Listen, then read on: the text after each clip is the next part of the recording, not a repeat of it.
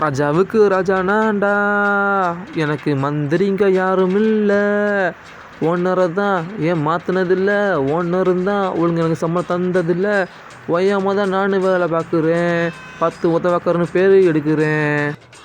வாய மூடி வேலையை பாரு. கேட்டுச்சு. ஆமாம் 2 நாள் முன்னாடி பப்ஸ் போச்சுல, அது காசு வச்சா என்ன?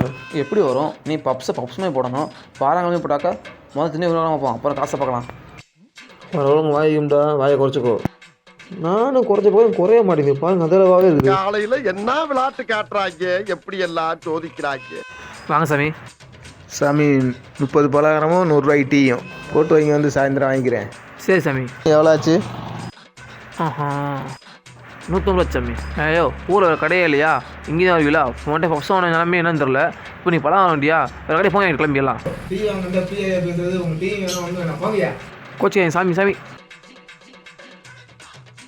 ஏன்டா அவன் பாட்டு அடுத்து போவான், நீ ஏன் சொல்வா, யாருக்கணும் சாப்பிட்றது? என்ன நடிப்பு நடிக்கிறாங்க, இந்த நடிப்பெல்லாம் பார்க்க சகிக்காம தாண்டா சிவாஜி சீக்கிரமாவே கிளம்பிட்டாரு.